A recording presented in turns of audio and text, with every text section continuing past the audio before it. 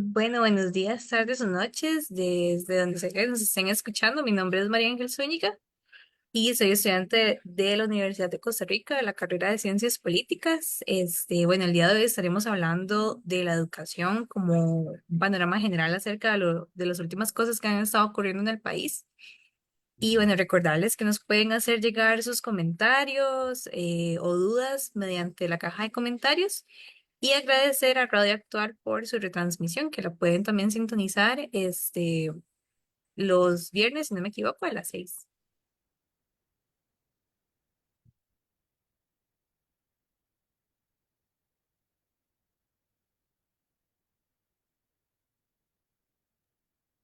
Don Asdrúbal tiene el micrófono apagado.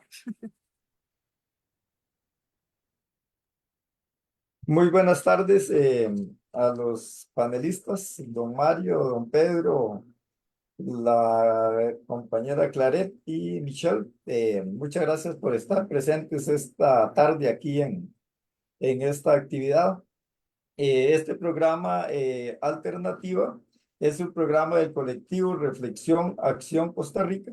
Sale al aire todos los viernes de 6 a 8 de la noche, de 6 de la tarde a 8 de la noche, de las 18 horas a las 20 horas. Es un programa que tiene una audiencia no solo a nivel nacional, sino también a nivel internacional. Hay mucha gente que nos escucha y nos sigue por las redes sociales.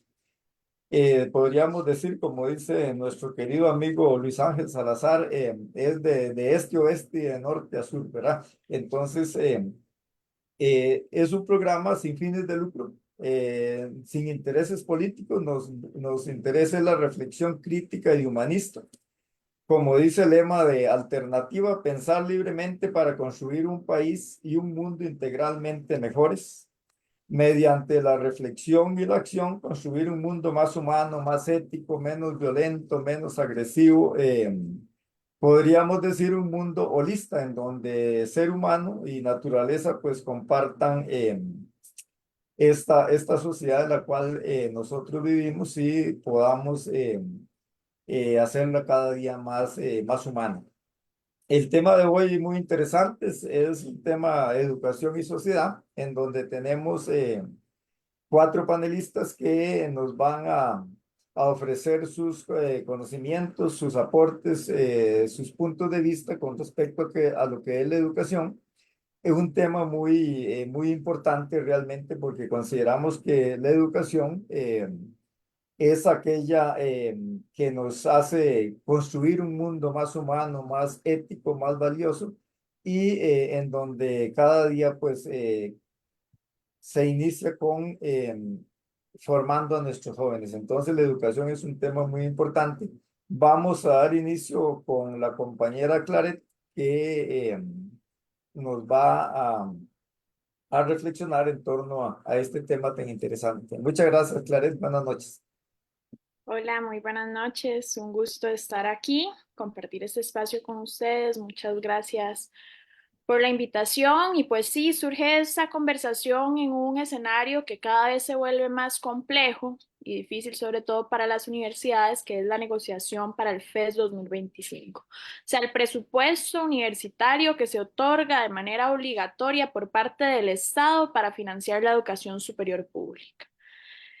¿Qué ha pasado este año? Bueno, tenemos un escenario bastante interesante, no distinto a las negociaciones que nos ha tocado tener con el actual gobierno de Rodrigo Chávez. ¿Y por qué digo no distinto? O sea, ha sido un escenario, el peor escenario posible siempre para las universidades. Esta negociación tuvo varias cosas interesantes y voy a resumirlas para llegar al hoy nada más porque me parece a mí importantísimo que lo hagamos para saber por qué es que estamos llegando hoy aquí. De manera muy breve, sabemos que este fue el año con el presupuesto en educación más bajo de los últimos 10 años.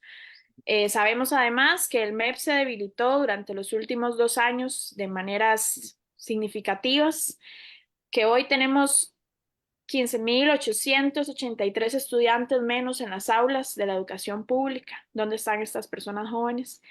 Y paralelamente un gobierno, ¿no?, que ya no tenía clara la propuesta a las universidades, que nos dijo en la primera sesión a las rectorías y consejo de gobierno o las representaciones del gobierno. Van a ser solamente 5 sesiones para negociar y discutir el FES. O sea, este gobierno no está dispuesto a llegar a una quinta negociación sin acuerdo. Eso ya lo teníamos claro. No iba a haber conferencia de prensa. O sea, ahí estamos incluso violando, y ustedes que trabajan en esto, este trabajo de comunicación, estamos violentando un derecho humano básico que es el acceso a la información. No íbamos a tener conferencias. Ese es otro aspecto clave.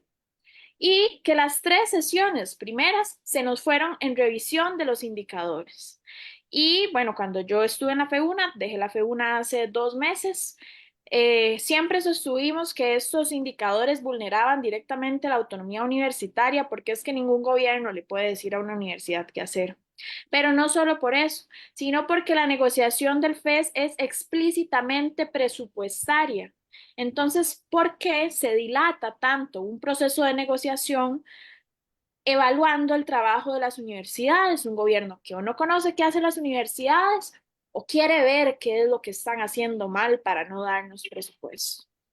¿Qué sucede? Los rectores llevan una propuesta de un 4,6%, la justifican, eso es lo que necesitamos en este momento de las universidades, no solo para poder seguir funcionando, sino para crecer en su trabajo orgánico, y el gobierno la rechaza. Hay otros factores que se suman a esta negociación. Sí, tenemos lo que sucedió en CONARE, ¿no? Este enfrentamiento entre estudiantes y la ministra, pero también tenemos un voto de censura. O sea, tenemos una ministra que por primera vez, después de muchos años, es apenas la segunda que tiene en este país un voto de censura. Eso puede significar muchas cosas, ¿no? O sea, cuando este gobierno va a entender que ya explícitamente la Asamblea Legislativa, las calles, las universidades ha perdido legitimidad porque no tiene la capacidad para estar en el puesto que dirige la educación. Y bueno, ya hoy llegan al proceso de negociación, o sea, quinta sesión, la que se supone que es la última, después de haber pasado lo de la situación de CONARE, ¿no? Una negociación quebrada por este enfrentamiento, una negociación en la que además le dicen a los rectores, no vamos a volver a CONARE porque la integridad de la ministra está en riesgo y van a tener que hacerla en casa presidencial, a pesar de que nunca se había dicho que iba a ser en casa presidencial. Los rectores llegaron hoy, bueno, les hicieron esperar bastante tiempo, no pudo ingresar de nuevo la prensa a Casa Presidencial, solo rectorías y la representación estudiantil en la comisión de enlace que corresponde a la compañera Francini de la FEITEC. Y el gobierno les presenta de primero un 1%, los rectores dicen que no están de acuerdo y después les dicen, bueno, entonces nada. O sea, tener el mismo FES del 2024. ¿Qué va a pasar ahora? Vamos a discutir este FES en Asamblea Legislativa. Y eso es un precedente histórico importantísimo. Es la primera vez que eso va a suceder en la historia de este país.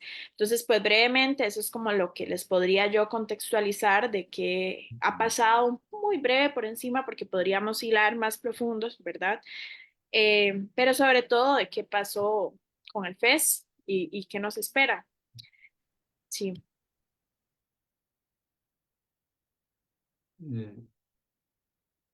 Muy bien, Claret, muchísimas gracias, María Claret. Ahora, pues, va a haber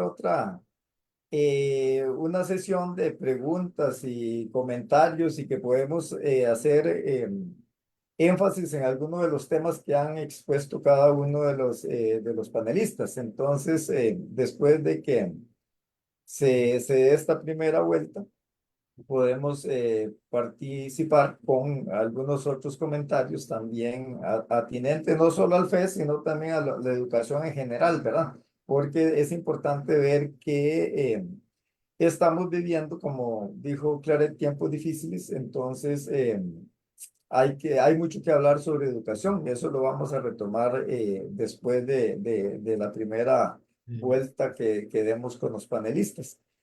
Tal vez se me olvidó a mí al principio decirles que se presentaran, dieran alguna historial de quiénes son, ¿verdad? ¿Qué hacen actualmente? ¿A qué se dedican?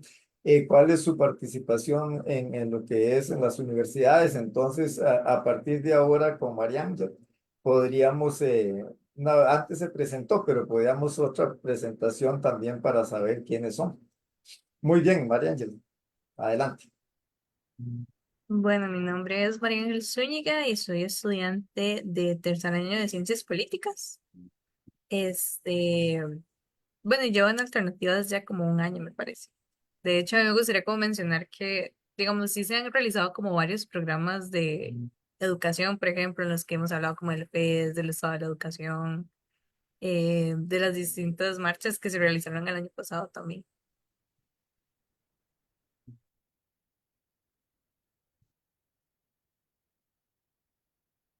¿Quién sigo?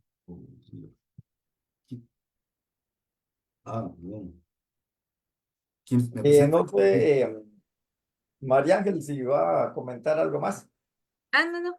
Si gusta, creo que me parece que sigue Claret y luego don Mario y luego don Pedro. Perfecto. Bueno, yo soy Claret Calderón Monge, soy de San Ignacio de Acosta. Estudié en la UNA danza, ya me gradué y fui secretaria general de la Federación de Estudiantes. Terminé mi gestión este año, en mayo de este año. Eh, Estudio ciencias políticas actualmente, curso el tercer año de la carrera de ciencias políticas aquí en la UCR. Y bueno, pues nada, actualmente también milito, ¿no? En el partido Frente Amplio y soy la coordinadora de frentes de la juventud del Frente Amplio, donde específicamente también pues estamos atendiendo el tema de educación. Y bueno, sí, eso entre otras cosas a las que me dedico, que también es la gestión cultural desde mi carrera de danza.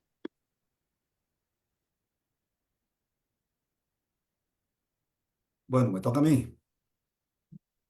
Bueno, vamos a ver, de adelante para atrás, mejor, pues en este momento soy jubilado y yo me he dedicado hace 6 años a dirigir talleres de escritura creativa, gente que se dedica a escribir poesía, mini relatos, cuentos, etcétera. Uno es con el PIAN, hace 7 años, ya publicamos un libro que fuimos a presentar a Colombia, también con adultos mayores de Colombia, y hemos tenido contacto. Yo fui a Puerto Rico también y ahora Ecuador se une. Tengo otro con la UNED. El de la UNED es como más rural, en el sentido que hay gente de Grecia, Naranjo, Limón, Lucas, etcétera.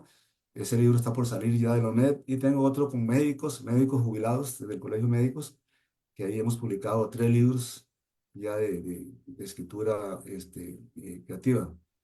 Antes de eso, pues yo trabajé en ONED y siempre estaba metido y algunos me conocen muy bien en asociaciones.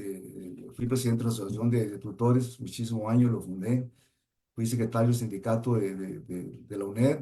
Me tocó luchar por el FES en las calles mucho tiempo. Armé también y formé la Asociación de Profesionales, a la cual todavía me invitan a, digamos, de participar, y trabajé como profesor de filosofía en una parte, en la cátedra de filosofía, y en la otra en extensión. Entonces yo estuve muy relacionado con todo lo que era el arte en extensión, con artistas, con gente de teatro, con músicos, ¿verdad? Todas estas cosas. Y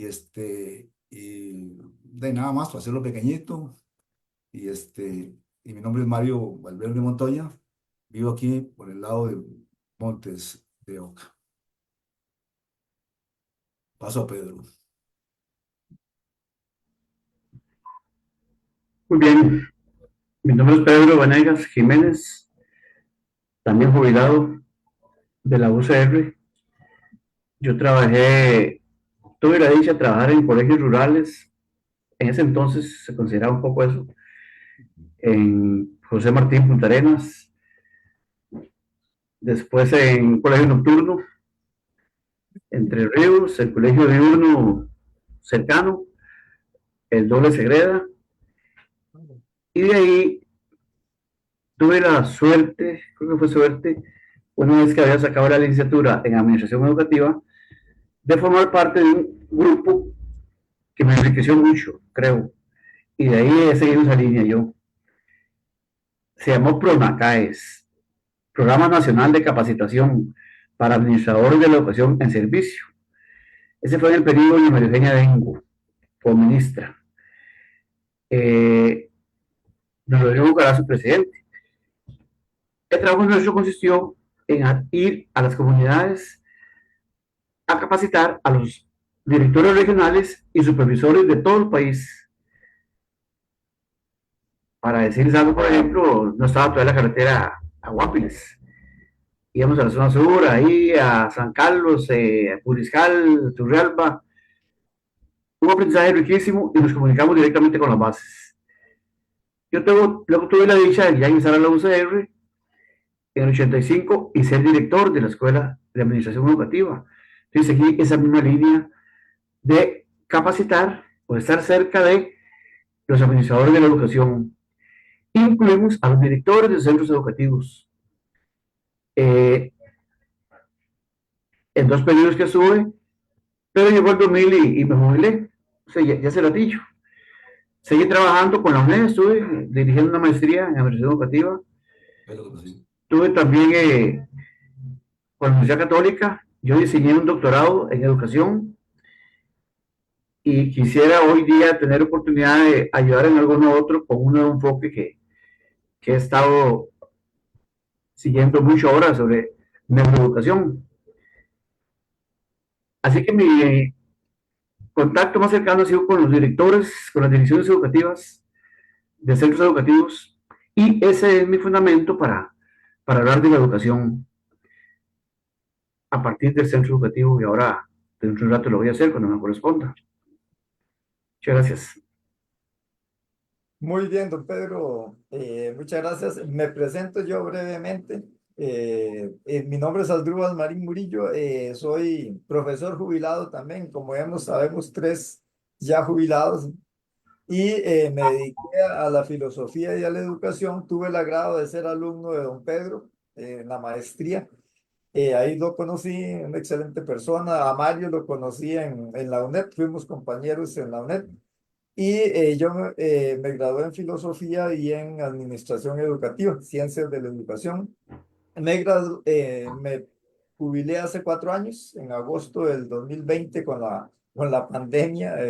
Salí huyendo porque no me gustaban mucho las clases virtualmente. Trabajé 33 y un poquito más de años en diferentes escuelas, colegio, universidad, instituciones públicas, instituciones privadas. Ahí conocí a Luis Ángel, también, al famoso Panga, ¿verdad? Que todos conocemos, y él fue el que me ha invitado a participar en alternativas. Muy contento de estar aquí, ya tengo 4 años de jubilado, pero uno sigue dentro de lo que es la educación, por dicha, escribiendo, leyendo, participando, que eso es algo muy importante, y tener también la compañía de dos estudiantes jóvenes, ¿verdad? Que se están preparando dentro de lo que son estas carreras tan complicadas en una sociedad como la que vivimos. Entonces, es un placer compartir con todos y todas ustedes. Muy bien, le voy a dar el pase a Marián para que siga usted dando la palabra y compartiendo también. Bueno, ahí me escuchan bien. Sí, Claro. Ok. Bueno, ¿cómo empezar tal vez con ese segmento? Porque la educación abarca muchísimos aspectos, ¿verdad? No es solo como hablar de educación universitaria o preescolar. Es el hecho también como de ver que existen muchas áreas y que hay muchas que también se dejan de lado, ¿verdad? Muchas veces. Este, yo considero que este gobierno, digamos, en lo que lleva estos 2 años, se ha destacado por lo que ya muchos sabemos, que es el desconocimiento de la ruta de la educación, ¿verdad? El hecho de saber que los datos son totalmente polarizados y que tanto estudiantes como personas que tal vez ya somos egresadas de la educación como primaria y secundaria, o sea, decimos como, ¿y en dónde van, verdad? ¿Qué va a parar esto? Que también era un poco de lo que hablaba Claret sobre el voto de censura que ha tenido la ministra, que siento que incluso no se le dio como la importancia que realmente tiene en los medios, ¿verdad? Porque yo vi esa noticia como 2, 3 veces, escuché como a 2 personas hablar al respecto y ya después de eso nunca más escuché que alguien más cuestionara como, ok, ¿por qué se le dio ese voto, verdad? Y yo siento que también falta como un poco de autocrítica, no es simplemente, ¿verdad? Como el discurso que ya todos tenemos sobre, sí, ¿verdad? El gobierno de Rodrigo Chávez es pésimo, sino el hecho de decir por qué es que es pésimo, ¿verdad? Tal vez no solo decirlo o afirmarlo, sino como fundamental el por qué. Y el labor de la ministra de Educación ha sido terrible, ¿verdad? No simplemente como sus acciones, sino su manera de tratar a las personas estudiantes. Por ejemplo, lo que mencionaba Claret sobre lo que pasó en CONARE con la ministra, como a qué punto se llegó para que a ella se le atacara de esa manera, deja mucho que decir sobre su labor. Yo considero que también, por ejemplo, recuerdo que hace unos pocos años, porque mis hermanos están en la escuela y tal vez este, tengo como más noción de eso que otras personas que tal vez no tienen como personas pequeñas en la casa. Y es como lo impactante para mí de ver que, por ejemplo, mi hermana que ya tiene 11 años, como hasta que cumplió 10 o 9 empezó a hacer exámenes. ¿Verdad? Eso refleja de por qué, ok, usted va tantos años a la escuela y ahorita en este momento se está viendo que hay un rezago súper grande después de pandemia.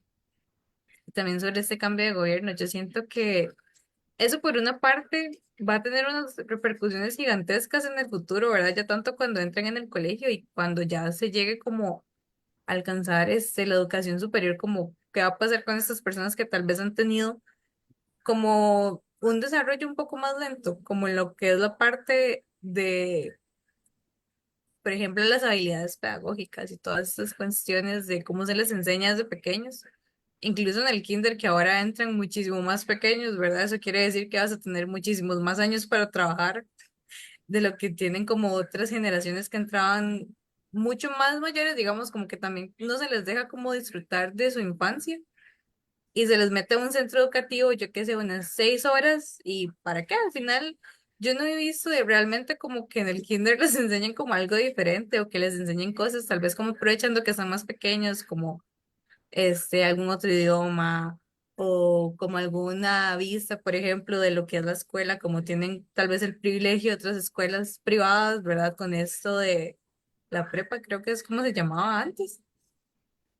Y bueno, yo en vacaciones trabajo como en una editorial a veces.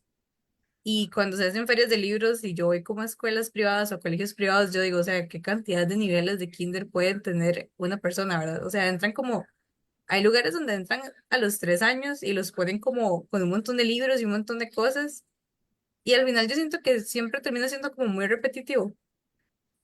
Y yo siento que eso al final, por ejemplo, tiene claramente, como ya me estaba mencionando, como repercusiones a futuro, ¿verdad? Porque si realmente no te están enseñando, o lo que muchas personas de colegio se quejan, como el inglés, que ven el verb to be como los 5 años que están.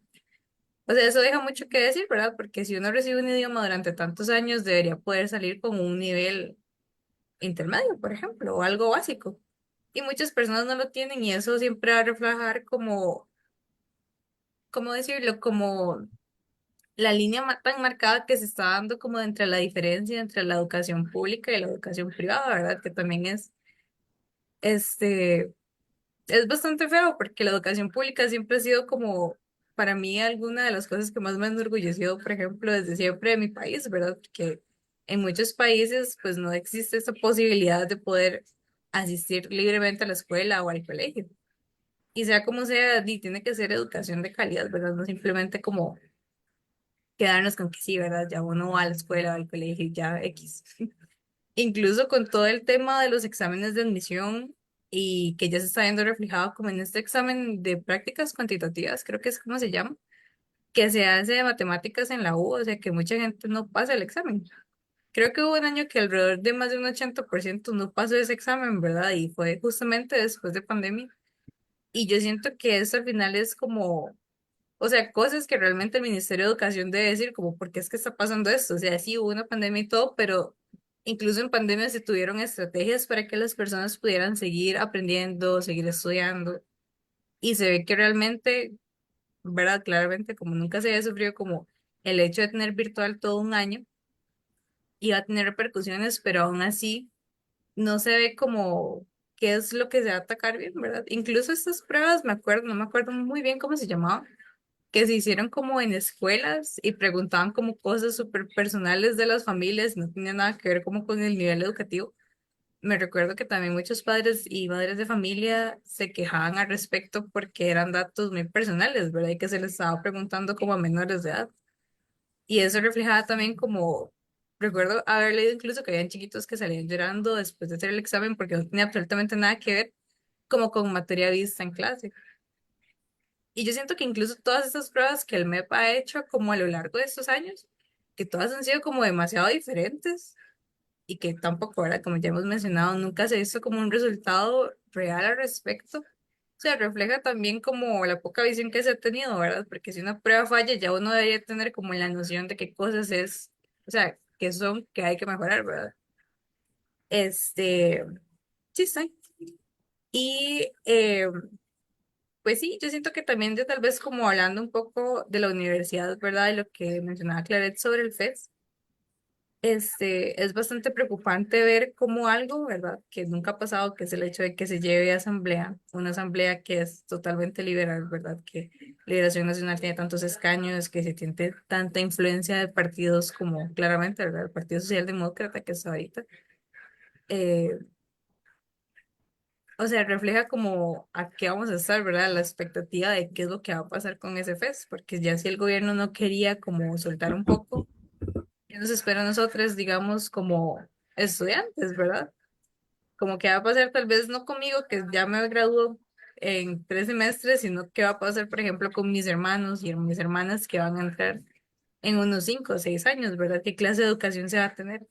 ¿Qué cantidad de becas se van a tener o cuáles sedes incluso van a cerrar, ¿verdad? Que como ustedes mencionaban, como esta, la realidad que tal vez no muchas personas conocemos sobre las zonas alejadas, ¿verdad? Las escuelas en zonas rurales, ¿verdad? ¿Qué va a pasar, por ejemplo, con las sedes que tiene la universidad en otras zonas donde es casi, no imposible, pero que es muy difícil, digamos, por ejemplo, como llegar y mudarse totalmente y vivir en la sede de Rodrigo Facio o en otras universidades como en la UNA, como tener que llegar a Heredia, que para muchas personas es muy difícil y si se tiene la oportunidad, por ejemplo, de tener una sede cerca, ¿verdad? O sea, sería como bastante impactante que eso llegue a pasar, ¿verdad? Como el cierre de algunas instalaciones o el cierre de ciertas áreas que desde un principio siempre se han visto desacreditadas como las ciencias sociales o las artes y letras, ¿verdad? Que siempre se han visto atacadas.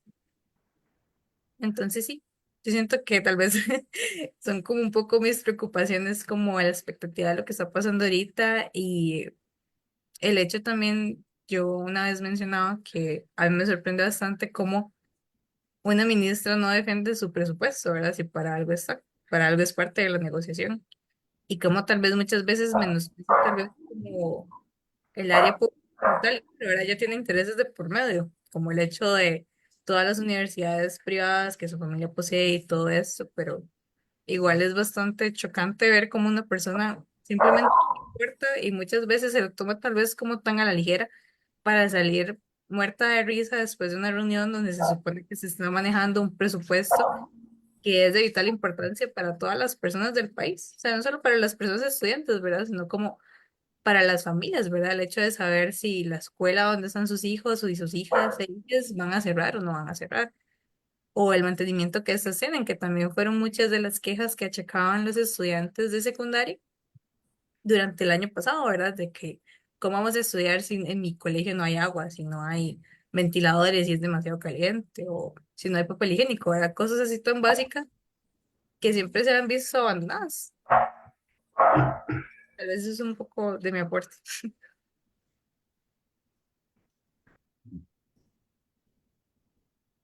Muy bien, muchas gracias, María Ángel. Vamos a escuchar ahora a don Mario. Bueno, yo voy a hacer así como un recorrido histórico de la educación, pocos siglos por siglo, rápidamente para llegar a lo que estamos ahora, ¿verdad? En 1502 llega Cristóbal Colón a América en su cuarto viaje. Cuando llega Cristóbal Colón a América hay 400.000 indígenas aquí en Costa Rica y uno diría, entonces no había educación. Sí, claro, hay una educación de los pueblos originarios, ¿verdad? No entendida por los españoles y simplemente intentaron aculturizar, o sea, dominar a los indígenas y eso nos lo llevamos casi como 2 siglos, inclusive hasta Juan de Caballón y lo que era la educación, casi que creo que por ahí hay un maestro, Diego, algo así Moya, que fue el primero y lo que hacían era daban como lecciones a los españoles en las mínimas materias, ¿verdad? Pero todo era el dominio, digámosle, de una cultura que intentaron dominarla y explotarla y no entendida por ellos. Entonces, ya de Gil González Dávila, Juan de Caballón, todo ese siglo se lo pasan, digámosle, Juan de Caballón dice, inicia dicha campaña, él se hizo acompañar no solo de soldados debidamente adiestrados, eran soldados, ¿verdad?, para el dominio de toda esa población indígena que había en este país, que era todo un sistema de educación, lo que pasa es que era diferente. El indígena aprende de los bosques, ¿verdad? Y los bosques es todo, hay toda una farmacia, hay toda una cosmovisión, igual del bien y el mal, pero eso simplemente era acabar con ellos. En el siglo XVII se cierra por ahí se ha llamado una escuela comunal y esa se cierra. Costa Rica pasó como 2 siglos terribles en el tema de la educación, ¿verdad? Era un poco, los españoles que venían aquí, nos golpeaban un poco, pero casi que no tenían nada. Se cierra la primera escuela comunal en 1623. Ya en el siglo XVIII, yo pienso que aparece en algún un filósofo, ¿ya? Porque en esa época no se necesitaban en realidad títulos, ¿verdad? Se necesitaban los conocimientos filosóficos. Y entonces nace en Ujarrás Fray José Antonio de Liendo y Goicoechea, que realizó una labor pedagógica educativa, pues según se dice, él introdujo el método experimental en la enseñanza de las ciencias naturales. Entonces, imagínense el método experimental en el siglo XVIII, ¿verdad? En Costa Rica, pero aquí y realmente casi que no hay en escuela. A mí se hace que eran como esos grupos que habían en Cartago que todavía existen, gente que se reúne como Coronado y otros, ¿verdad? Y hablar un poco de filosofía, pero ya da algo interesante. Entonces, si ya uno compara si uno compara el siglo XVII de Costa Rica con Europa, imagínense, no teníamos nada, ¿verdad?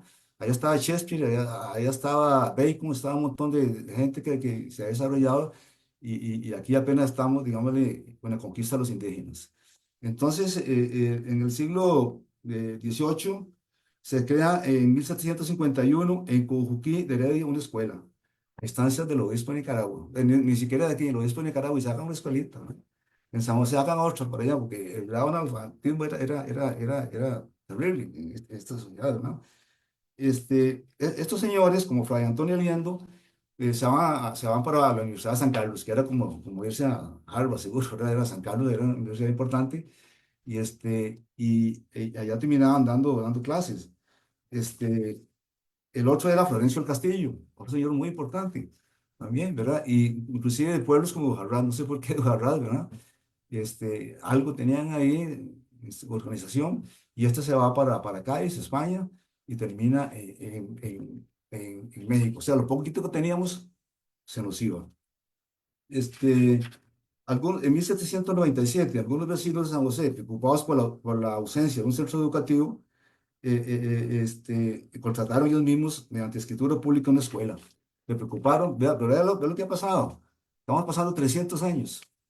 Y todavía en San José no hay una escuelita. Imagínese el nivel de analfabetismo que había en la Costa Rica en esos siglos, ¿verdad? Este, ya pasamos al siglo XIX, porque en el siglo XIX ya se va a dar como algo diferente. Yo creo que es que ya empieza un poco, digamos, el desarrollo de la agricultura, tal vez el tabaco, tal vez el café incipiente, ¿verdad? Y algunas cosas que van permitiendo, digámosle, que los gobernadores tengan un poquitico como más de dinero, ¿verdad? Para ir armando algunas otras cositas. Hay también algunas exportaciones a Chile, ya se sabe un poco de café, pero de aquí importante es la fecha de 1814, que es la fecha donde se inaugura la Casa de Enseñanza de Santo Tomás. ¿Recuerdan? La famosa Casa de Santo Tomás. Ya tenemos una por acá en la universidad, por lo menos, ¿verdad? Que algunas personas pueden ir. No es el pueblo, o sea, no es el pueblo, la gente pobre y humilde, sino ahí tal vez los que están alrededor de los que tienen un poquitico más de cosas, o de políticos. Pero esa Casa de Enseñanza es otra persona muy importante, que es José María Castro Madrid, pero también hay que nombrar a la esposa, porque Pacífica Fernández también se dice que ella fue la que armó la escuela para niñas. Si uno se pregunta en Costa Rica, denme el nombre, 3 mujeres importantes en el siglo XIX, yo creo que nadie me las puede dar. O sea, 3 personas, para que vean ustedes la invisibilidad de las mujeres, uno dice la Pancha Carrasco, uno puede hablar de Pacífica Fernández, y por ahí para de contar, ¿verdad? Entonces, hay una escuelita ahí con para niñas, que se arma en 1843. Entonces, ya en 1858 se declara oficialmente la educación obligatoria. La obligatoriedad en este país a veces de palabra, porque en esa época los campesinos preferían tener a la gente trabajando y mandarlos a la escuela, como no hace mucho todavía, ¿verdad? Era una fuerza de trabajo, los muchachos para ir a trabajar al campo, pero al menos se declara obligatoria y a partir de eso los niños de 7 a 12 años tendrán que presentarse a elecciones. De otro modo, sus padres serán sometidos a castigo. El castigo todavía está presente. Había unos castigos aquí terribles, ¿no? Maíz en el suelo, pues, arrojillados, y por ahí hay un decreto donde ya quitan eso. Pero entonces, yo voy saltándome, porque esta Universidad de Santo Tomás, llegamos a un punto donde Mauro Fernández le elimina, ¿verdad? Como en 1885, 87 por ahí, ya la Universidad de Santo Tomás se elimina. Era una universidad muy medieval, ¿verdad? Muy escolástica en su forma de enseñar. Y ya el mundo andaba por otro lado, ¿verdad?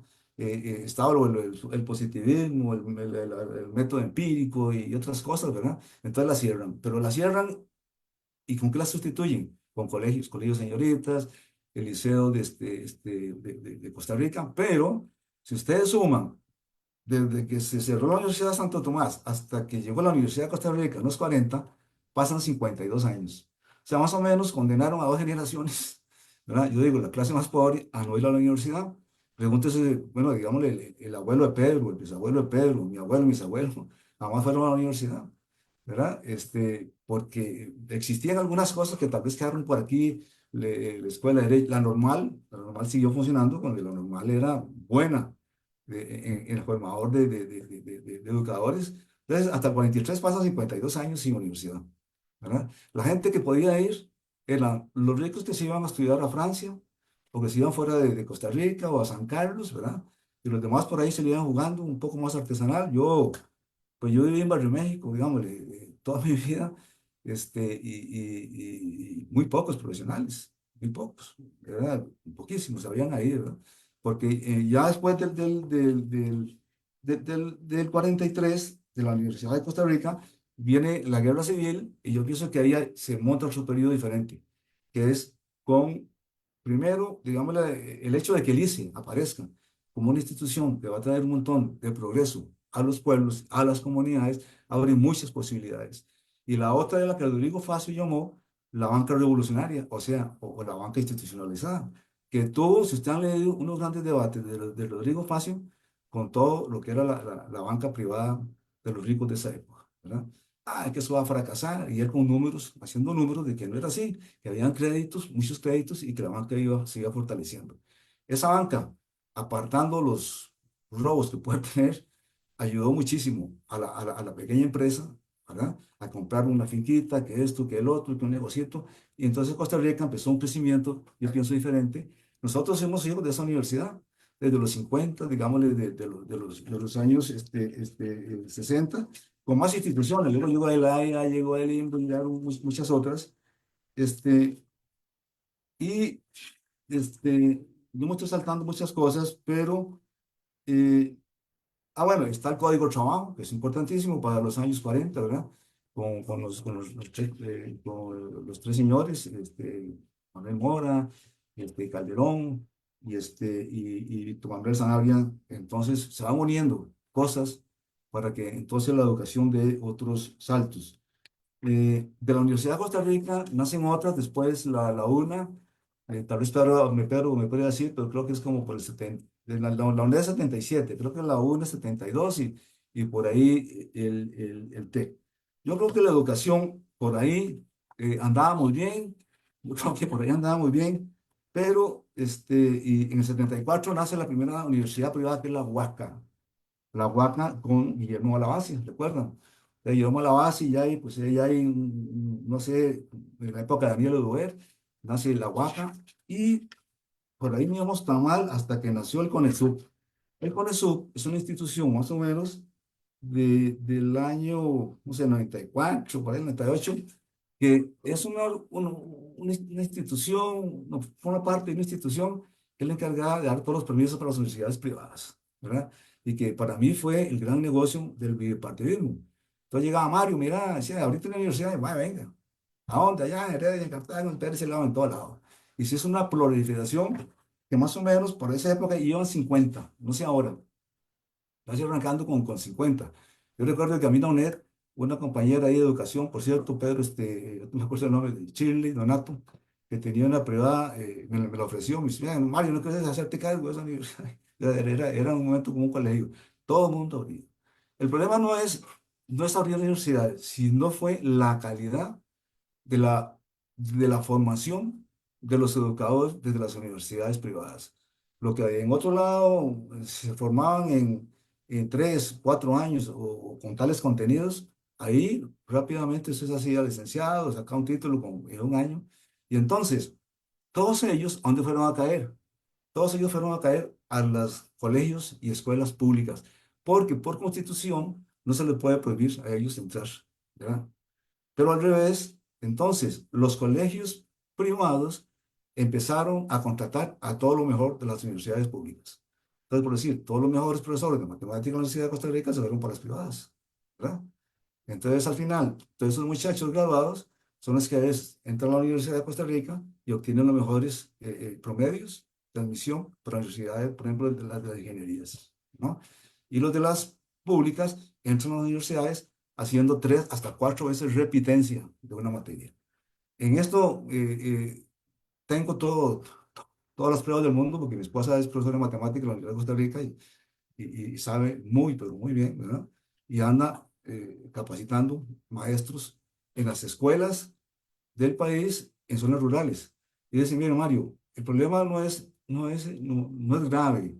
El problema no es que está en cuidados intensivos, no, el problema es que está muerto. O sea, es tal el desastre que hay en estos momentos, y tal vez sumado de otras cosas atrás, sumados a todas estas universidades en la formación de los educadores, que el problema es grave. Si se le suma a lo que dice ella, la Müller, ¿verdad? Que para mí, la peor ministra desde Juan de Caballón hasta ahora ha sido la Müller, para mí, ¿verdad? No hay propuestas de nada, se la pasa evaluando todo el tiempo, ¿verdad? Y el interés de ella es muy fácil. Ellos son dueños de la Castro Carazo, ellos son dueños de la ULACID. Lo mejor es que ahorita la clase media, no ahora, de antes, ya la clase media ha tenido que ir a formarse a los colegios privados, ¿verdad? A sacar el bilingüe, a sacar y la clase media está certificando su salario, cosa que no pasaba antes, cuando nosotros íbamos a los colegios públicos y teníamos muy, muy, muy buena formación, ¿verdad? Voy a dejarlo ahí para no hablar mucho, es un pasaje, vale el campo a Pedro, y luego al final me voy a referir a lo del FES, ya que hice como un panorama con más historia. Muy bien, muchas gracias, Mario. Vamos a escuchar a don Pedro. Adelante, don Pedro. Gracias, estimados compañeros. He escuchado cosas muy interesantes y tal vez ahí con todo lo que vamos diciendo, pues se puede cohesionar más esto y al final estar mucho más seguros de que estamos muy mal. Cuando hablamos de educación y sociedad, estamos hablando de dos conceptos, dos componentes interdependientes. La educación debería preparar a la gente para lo que la sociedad necesita. Y la sociedad funciona precisamente para apoyar la educación en términos ahí tal vez muy, muy sanos. Sin embargo, esta relación, como vino hoy el tema desde el principio, pues está muy cruda. Un aspecto que tengo yo aquí anotado, precisamente ya tiene que ver con lo Mario, es la formación de los educadores.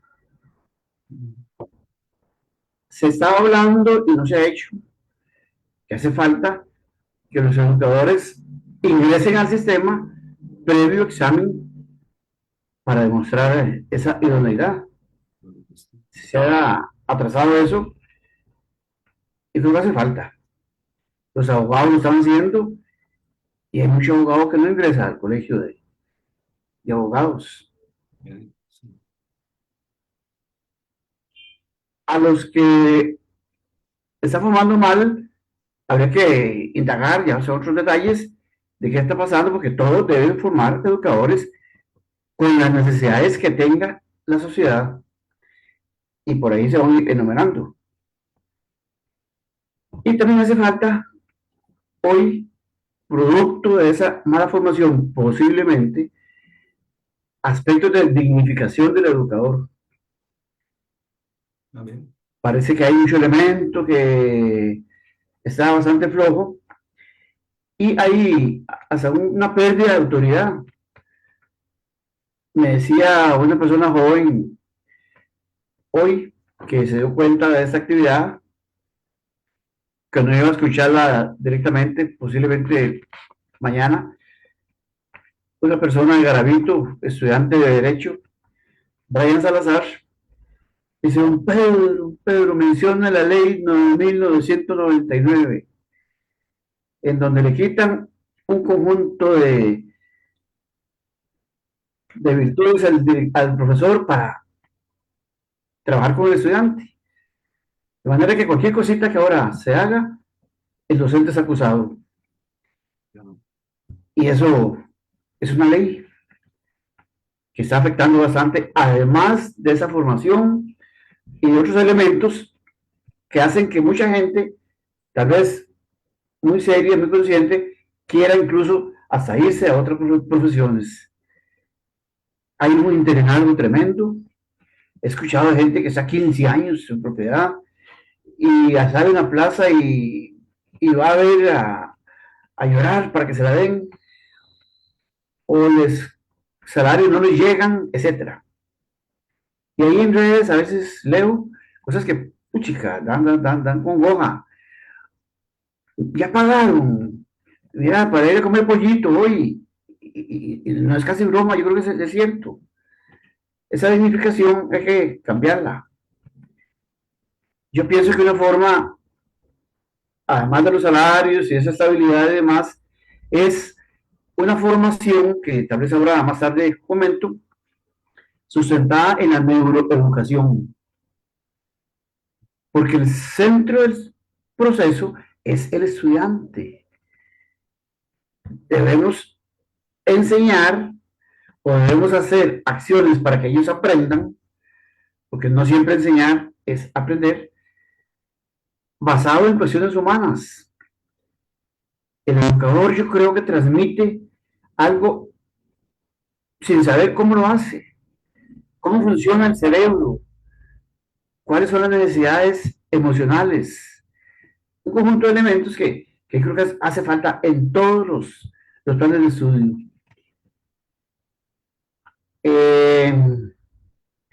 Aspectos de gestión ética también son muy importantes. Ya hablando de regionalización, por ejemplo, en circuitos escolares y en direcciones regionales, en donde el centro educativo, que es uno de los puntos míos prioritarios, para mí es el centro básico para el mejoramiento de la educación en cualquier zona del país. El director o la directora debería tener más posibilidades de ofrecer, de hacer, de participar con su gente. Hay mucha burocracia, hay mucha limitación, y cuando alguien quiere ser un poco mejor, hay obstáculos institucionales que lo limitan. Esa posibilidad de abrir autonomía para decir queremos ser y déjenos ser, no existe. Hay miedo, hay temor, hay burocracia, hay muchas normas, etcétera. Esta sociedad digital porque vivimos en una sociedad que a su vez forma parte de una sociedad global y con un montón de influencias que hay que estar aceptando y adaptando. Requiere un sistema educativo por lógica diferente, que trata, al menos, pero ese tratar no es de una persona ni cinco, es de comunicación entre todos para ver qué hacemos. Ahora que estamos comentando, pues eso ahorita es un sueño más, para poder cumplir al menos con 4 pilares que desde 1996 tiene la educación mundial. Los 4 pilares de la UNESCO, producto de un informe de Jacques Delors que menciona, un pilar es aprender a conocer. Eso tiene un trasfondo grande. Aprender a hacer. Aprender a ser. Y todavía más, aprender a convivir. Ya cada centro educativo, como estábamos hablando, el de hoy es diferentísimo al de hace 10 años. Con violencia, con drogas, un montón de problemas que no sospechamos. Es parte de esa influencia global, pero también de nuestra propia sociedad, en donde la familia ocupa un lugar también muy importante. Es otro aspecto que no se debe descuidar y que hoy hay como divorcio. Creo que esa relación escuela-familia debe tomarse muy en serio para poder avanzar. Y no es un tema fácil. Diversificación de un sistema educativo, artes, deporte, educación técnica, hay que fomentarlo. Hay que cambiar el sistema tradicional de memoria por competencias, haciendo cosas el estudiante. Y por aquí tenía un pensamiento que me gustó mucho al final, de alguien que no lo noté. Tenemos que dar respuesta a nuevos aprendices, esta generación que va llegando, que demandan un nuevo docente. No somos nosotros, aunque somos muy responsables, pero es otro tipo de persona, y un nuevo mundo educativo. Otras circunstancias y hay que atenderlas. Cuando hablamos de arte, deporte, bilingüismo, educación financiera, algo que diría uno que es sencillo, pero hoy es importantísimo. Educación vial, hasta eso. Esa es la educación para la vida. Educación emocional, educación ambiental. Todo eso debe hacerse en los centros educativos. Ya no es tanto contenidos, porque podemos aprovechar las tecnologías para esas cosas.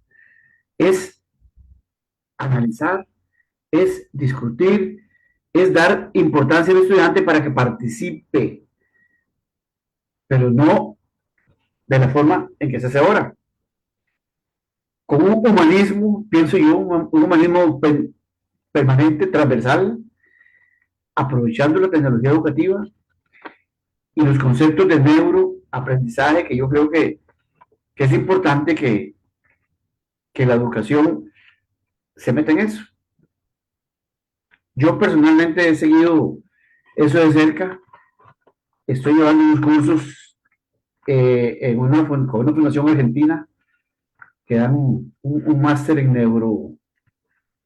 neuroaprendizaje, y ya estoy terminándolo y estoy feliz. Quiero también terminarlo para ponerme a leer más a fondo y a profundizar y ver qué puede aportar uno desde esa nueva visión. Creo que nosotros los educadores no terminamos ahí hasta que nos dé la jupita. Estamos luchando para dar opciones. Lamentablemente, esas opciones se van cerrando, así como la educación va cerrando opciones a la juventud. Muchas becas se han quitado, centros educativos en mal estado, y eso no puede ser, está muy mal. Yo tengo una propuesta que ahora en la otra parte la voy a presentar de cómo podríamos trabajar aquí en Costa Rica. No es nada del otro mundo, pero yo creo que si a algún gobierno le interesara y lo pone en práctica, podría arreglar algo. Así que voy a terminar por aquí esta parte y seguimos comunicándonos. Muchas gracias. Muy bien, don Pedro, muchas gracias a usted. Más bien, bueno, hemos terminado una primera ronda, ¿verdad? De este programa en donde cada uno de los panelistas han expuesto algunas ideas. Bueno, antes María Claret nos dio alguna introducción sobre el FES. Ahora en esta otra segunda vuelta, pues que nos también nos comente sobre sus ideas sobre lo que es la educación, ¿verdad? Desde el punto de vista de ella ya como futura profesional y ya profesional que es. El tema de la educación es algo muy interesante. Realmente, pues, antes Mario hacía un breve recuento, ¿verdad? De la llegada de los españoles y todo, cómo se fue desarrollando la educación. Yo antes estaba pensando sobre la importancia que le daban los filósofos griegos o la filosofía griega a lo que es el quehacer educativo. Digamos, si uno, al menos a mí, admiro mucho a Sócrates, porque Sócrates decía que por medio de la educación se pueden transmitir valores, ¿verdad? Su método mayéutico, el método socrático que ahora incluso don Pedro mencionaba diferentes formas metodológicas de educar Sócrates educaba a base de preguntas, no a base de la educación bancaria que decía Pablo Freire, ¿verdad? Meterle conocimientos al estudiante para después sacarle todos esos conocimientos en un examen. Sócrates más bien hacía que el estudiante reflexionara para irle sacando esos conocimientos que desde el punto de vista de él, pues todo ser humano trae, ¿verdad? Toda persona trae al nacer. Lo que pasa es que incluso hay algunos pedagogos que dicen que uno le mata la iniciativa a los niños, la educación, ¿verdad? Que el niño es un ser activo, es un ser que está en movimiento y desde que llega al kinder y después al primer año de escuela se le sienta calladito, que no hable, que no se mueva. Y si lo hace, pues se le regaña.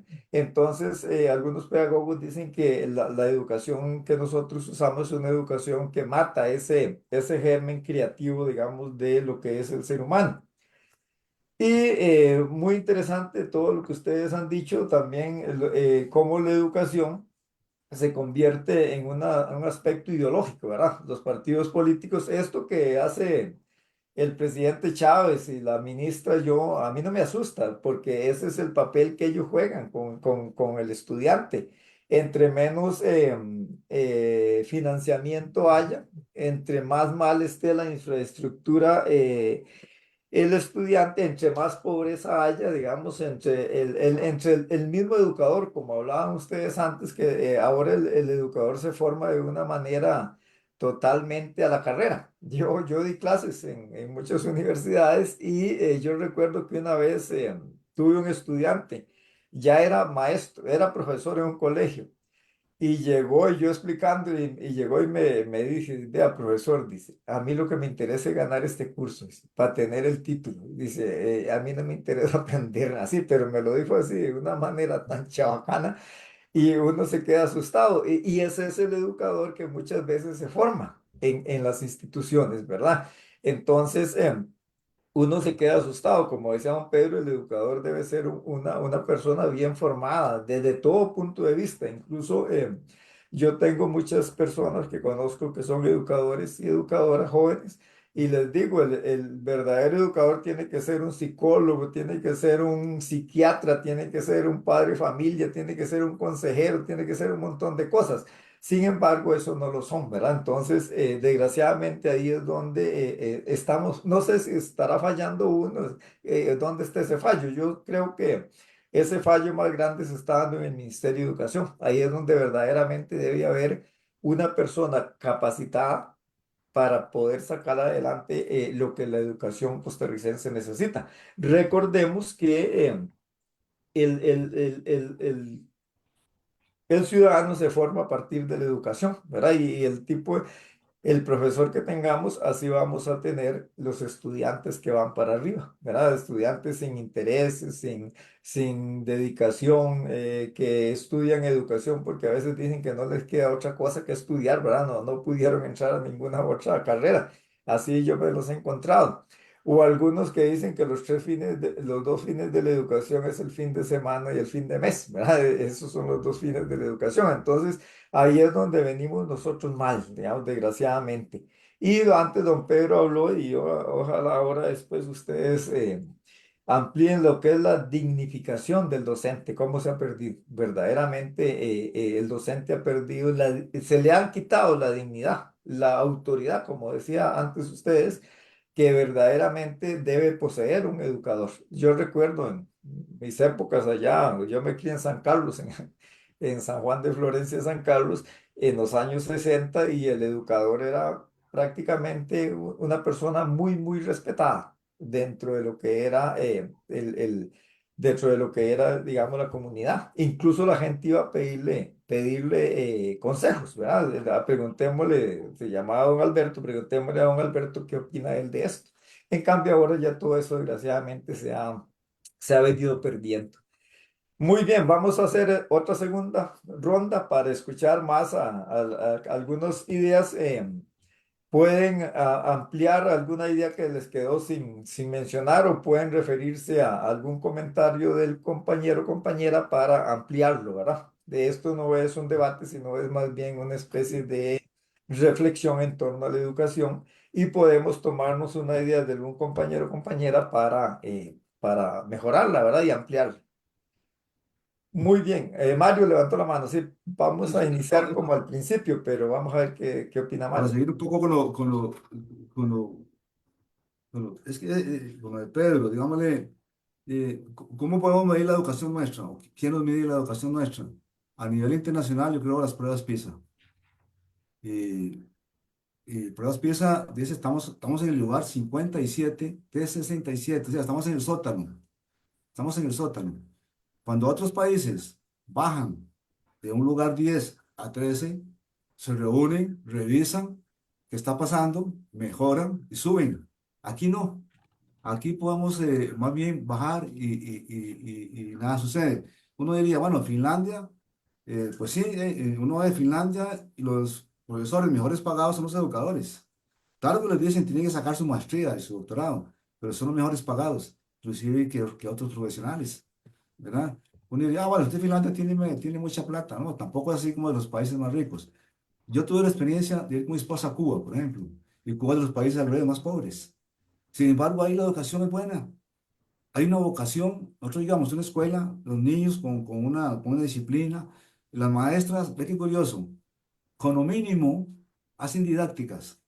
Yo recuerdo a un profesor ahí que con un celular que casi ni tiene, ni internet ni nada, podían hacer videos, ¿verdad? A mí, yo fui para que me enseñaran a hacer videos y entonces hacer videos, o sea, a veces es de dinero y a veces no es de dinero, a veces es de vocación y yo creo que es de política del Estado. ¿Verdad? El Estado tiene que meterse de lleno, porque cuando un Estado no cree en las políticas, cuando anda regateando un 1% para el FES, ¿verdad? Y no es que el 1% sea para una sola universidad, es un equilibrio entre todas, y sigue siendo un pedacito para cada uno. Cuando usted le quita a los comedores escolares y toda esta cosa, entonces, si no lo resuelve el Estado, la educación seguirá en cuidados intensivos. Lo que dice Pedro, yo traje en el 95, en el gobierno de José María Figueres, fue cuando esa ley que habla Pedro, lo de 1900, no sé qué, 95, de pronto él le pasó el poder a los estudiantes, ¿verdad? O sea, usted ya no podía decir nada, usted llegaba al consejo de profesores y no importa era que estaban los estudiantes ahí, sino que ya era acusación por esto, acusación por el otro, y entonces el profesor se quedó amarrado. Yo trabajé en unos colegios difíciles, que era el Brenes Messén, yo recuerdo, el Brenes Messén era un colegio difíciles, ¿verdad?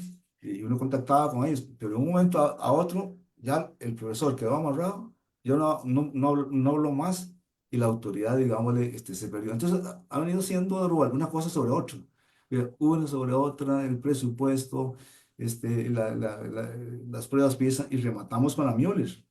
Es que esta señora ministra, con todo respeto, no propone. Los educadores, cada 4 años, oiga, cada 4 años, y tal vez usted lo conoce bien, cada ministro que viene hace una propuesta nueva. O si no eran mapas conceptuales, era por competencias. Los profesores nunca sabían qué era eso. Uno llegaba y decía, ¿y qué ponemos ahí? Ponga mapas conceptuales, por poner algo. Y ponga que es por competencia. Y aquí estuvo de moda las competencias, ¿de acuerdo? Que era por habilidades. Ah, bueno, muy bien. Entonces vamos a estudiar las ciencias y entonces la observación. Entonces la observación es lo que sabe evaluar, como si fuera facilísimo. Ese asunto es casi que individualizado. Si Adrúbal, el tema de la observación, si el teorema de Pitágoras, Adrúbal lo aprendió en un minuto, y Pedro en 10 minutos, yo tuve que atender a Pedro en un minuto, a Pedro en 10 minutos y al otro, y se devuelve, y casi imposible, ¿verdad? Y no es que sea malo, sino que nunca se capacitó en las universidades a los maestros y profesores para llegar a esos resultados. O, por ejemplo, la matemática por resolución de problemas. Ah, bueno, y Garnier dice, sí, resolución de problemas. Y qué bonito, ¿verdad? Y suena muy bonito afuera, pero para el maestro con todo respeto, ninguno sabía qué es eso. Si no hay una coordinación entre la formación de las universidades con el proyecto político y los resultados que se quiere llegar, ¿verdad? Yo no estoy diciendo que todas las universidades privadas son malas. Yo pienso que muchas de Conesupa y muchas se fueron como mejorando, ¿verdad? Pero fueron tantas las malas y tanto los malos docentes que llegaron a las escuelas y colegios, ¿verdad? Que eso provocó, digámosle, uno de los peores desastres para mí que hay en la educación actualmente. Y lo digo así, no le veo solución. Ahí lo dejo.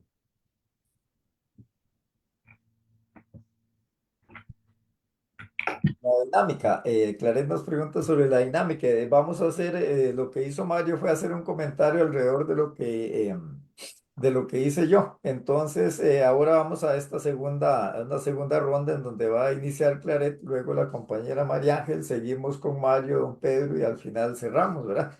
Creo que para escuchar ya, antes Claret nos hizo una muy buena exposición sobre el FES, entonces pues ahora también Yo creo que- algo sobre educación, ¿verdad? Ella como experiencia en el quehacer educativo. Adelante, Claret. Claro, gracias, compañeros. Tal vez también propongo, no sé, para el orden de la palabra, que María Ángel y yo nos dividamos, porque solo hay dos mujeres en el programa y también se vuelve un poco pesado, 3 hombres seguidos, para los oyentes y las compañeras que estamos en el espacio. También por temas de tiempo, nosotras fuimos las que hablamos menos. Es como retroalimentación, me parece importante y necesario. Sí, tocaron varios temas importantes que me gustaría eh, traer, ¿verdad? A colación. En algún punto, alguno habló de la fuga de estos profesionales que se están yendo que se gradúan de la universidad pública y no se quedan trabajando en la universidad pública. Y esto es un sistema de fuga de talentos, ¿no? La universidad pública genera conocimientos, les da las herramientas, les da educación de calidad gratuita. eh, y la persona sale de la U. O sea, ese conocimiento que la universidad pública hoy está generando no se está quedando dentro de la propia institución.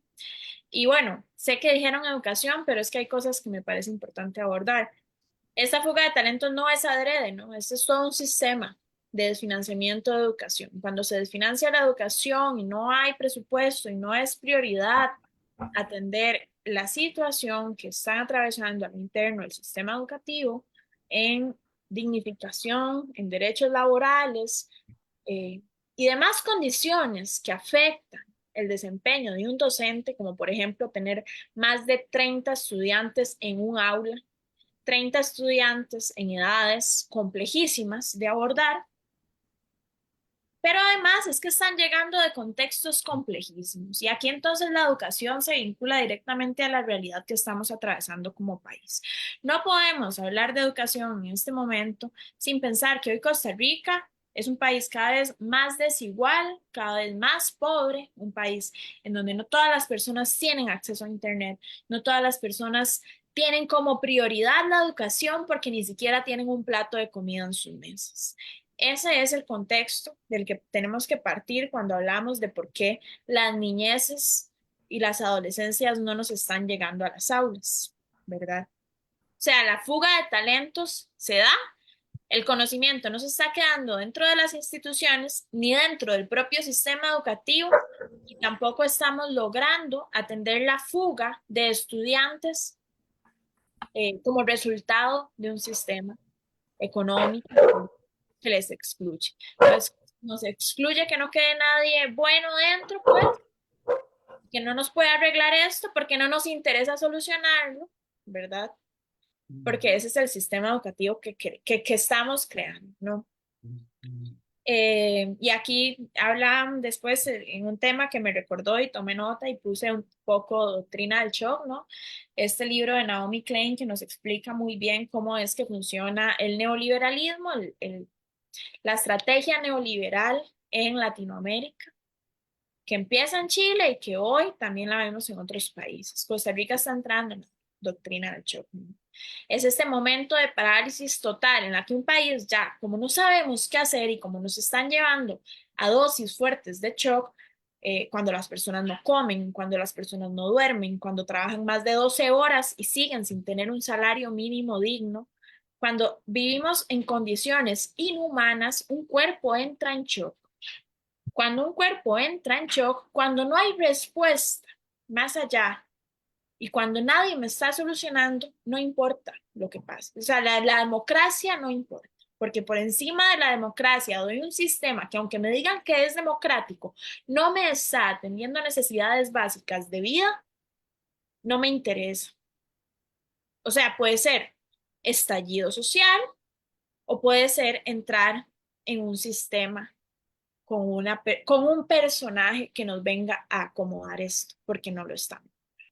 Y con un personaje que me venga a solucionar mi condición de vida. Eh, También hay otros que son muy interesantes de cómo el neoliberalismo se ha orquestado también que dentro de su propio sistema tiene a las personas que lo están destruyendo.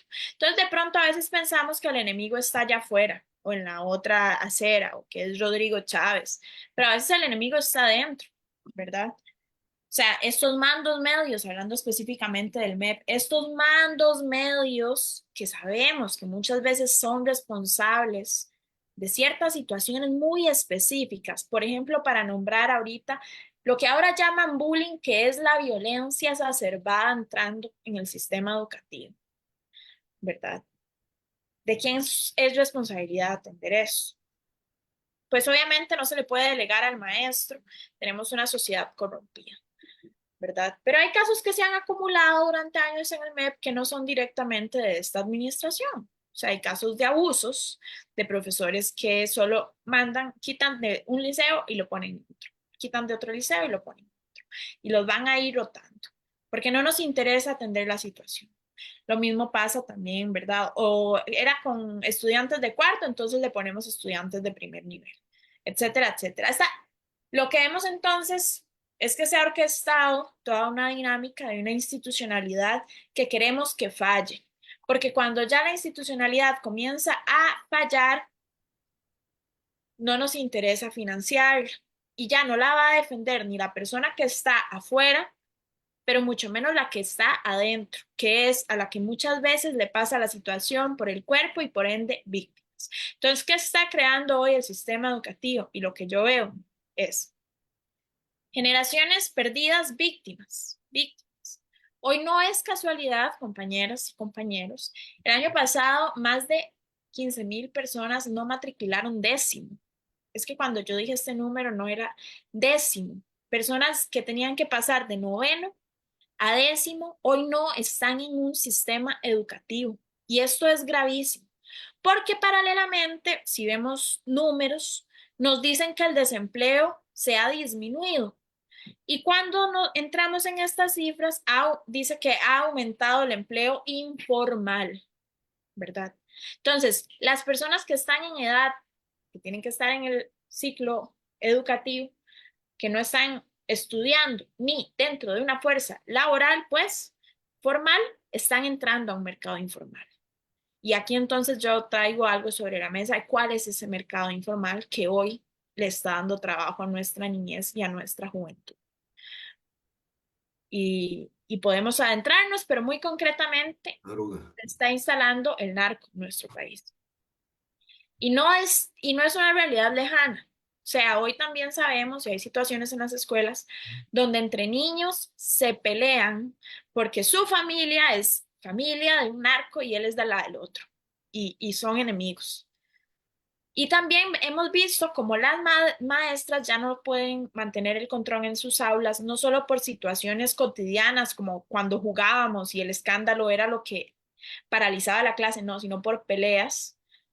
Y la maestra ya no puede llamar la atención porque a la salida sabe que su vida está en riesgo.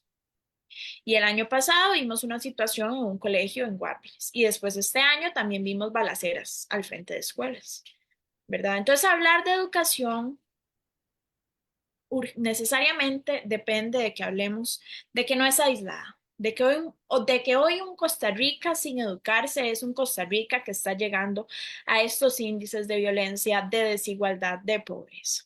Se viene arrastrando, es un proyecto adrede, las cosas no pasan de un día para otro, la política es estrategia. Y a las personas que han estado en el poder en este país han hecho esa estrategia. O sea, que Rodrigo Chávez llegue y que la ministra llegue. Sí, ha sido la peor versión de lo que podíamos haber esperado de un gobierno de derecha que tiene intereses nefastos en destruir la educación, pero no es un plan A. Eso por un lado, para hablar un poco de lo que ustedes mencionaban y que me parece que quería conversar. Y luego por el otro, de qué es para mí la educación, yo creo que yo no defendería la educación si no fuera porque para mí la educación es lo único que es capaz, primero, de generarle libertad al ser humano. Cuando un ser humano es capaz de pensar, de formarse, de tomar una decisión de qué quiero hacer yo con mi vida, qué quiero estudiar, eso es un gran privilegio que hoy no tienen las juventudes de este país, porque no hay platos de comida en su casa, tienen que ir a matar. Esa es la violencia a la que nos está mandando ese sistema. Para mí la educación es cuando tengamos la libertad de decidir qué quiero hacer con mi vida. Es lo único que nos puede generar esto y las pedagogías de la liberación y Paulo Freire y sobre todo los pensadores del sur son los que han fomentado más estas eh, paradigmas pedagógicos y filosóficos de cómo entender el espacio educativo. Lo otro es que la educación, el encuentro, el intercambio es lo único que puede generar como sociedad soluciones a problemas cada vez más complejos. Hoy tenemos una sociedad muy compleja, ¿no? Con gravísima falta que en la toma de decisiones sepamos ejecutar, y esto lo digo porque estuve en una federación y entonces como yo sabía todo esto que estaba pasando, pero ¿qué podía hacer yo? ¿Verdad? La dificultad que tenemos para poder ejecutar, y lo vemos en MUNIS, en los mandos medios, etcétera, es resultado de un sistema educativo, pero también es esta falta del encuentro. El modelo educativo cada vez está más quebrado, pero yo creo que el encuentro con personas que estamos dispuestas a educarnos y a entender qué es lo que pasa es lo único que puede solucionarnos los problemas pueden tener soluciones reales a problemas cada vez más complejos. Y creo yo que es eso, que es lo único capaz y transforma vidas. Transforma vidas la educación. Hay algunos datos importantes que me parece que también hay que traer sobre la mesa y que lo pongo para que también pueda ser como guía de esta segunda ronda. Hace algunos días estuve en un conversatorio sobre educación y migración. Ahorita no sé dónde está la libreta específicamente, pero hablábamos cosas que tal vez a veces no nos gusta escuchar específicamente a las a las personas que venimos de educación pública, que no quiere decir que la dejemos de defender, pero ahí es donde vemos cómo el sistema desde adentro sí está siendo cambiado para intereses muy específicos. ¿Cuántas personas ingresan hoy a las universidades de colegios públicos y cuántas de colegios privados? Es una minoría la cantidad de personas de colegios públicos. O sea, la educación universitaria se está quedando en manos de las personas más privilegiadas y por eso se reproduce un sistema tan desigual. Luego el rezago educativo. Si no se atiende el rezago en primaria y en secundaria, estas personas no van a lograr, al final de cuentas, el propósito de la educación, que es darme una mejor vida que la que ya tengo o una mejor vida de la que ya tienen mis papás, ¿verdad? Después, lo otro que mencionábamos es que, bueno, si no me equivoco, pero ahorita puedo revisar, era 3 de cada 10 estudiantes, solo 3 de 10 vienen de un colegio público, ¿verdad? Somos minoría. Y hacíamos un seguimiento en ese conversatorio, hacíamos un seguimiento a cuántos de esos que entraban se graduaban. Es importantísimo, ¿verdad? Porque una cosa es que entren y otra cosa es que nos esté generando condiciones para que estas personas permanezcan en la educación. Y ahí veíamos el rezago también. Entonces, no solo se están quedando en primaria, en secundaria, sino también en la universidad. Son las personas que lastimosamente no se llegan a graduar o desertan en su mayoría. Y si nos poníamos más exquisitos y veíamos a qué carreras entraban las universidades, las escuelas y colegios privados, entraban a medicina, a enfermería, a farmacia, todas estas carreras de salud, derecho, ingenierías, mercado laboral, ¿verdad? El sistema orientándose, la universidad orientándose. Y las otras personas normalmente a carreras de ciencias sociales, pero igualmente encontraban dificultades, porque las otras ni siquiera podían aspirar a una nota tan alta de admisión, ¿verdad? Entonces la exclusión educativa se repercute cuando un sistema de primaria y secundaria no es capaz de preparar estudiantes para poder entrar a una universidad pública. Y ahí es donde yo muchas veces he dicho, entonces, ¿cuál está siendo hoy el papel de la educación pública en este país? No estamos logrando atender a las personas que más lo necesitan, porque es que no soy yo y es que no somos los que solo queremos estudiar y qué linda es la academia, no. Son estas personas que sí necesitan un cambio real en sus vidas, que sea tangible. Y ahí, cuando se logre cambiar vidas, cuando esas personas vean, mira, este título a mí sí me cambió la vida, sí me está dando de comer a mí y a mi familia, y antes no tenía comida, ahí creo yo que va a cambiar la perspectiva de cómo estamos entendiendo el sistema educativo en este país, y van a sobrar las personas que la defiendan, y van a quedar pocos enemigos. Pero hoy es muy fácil polarizar a una población porque el sistema educativo no está logrando transformar vidas. Más bien está generando violencia, está generando persecución, está generando eh, desempleo, está generando también personas que pasan 6 años en la U y después salen y no quieren hacer nada, están deprimidas. Hay que hablar también de eso, de crisis de salud mental y está generando discriminación. También quería hablar de eso. Y nada, para cerrar.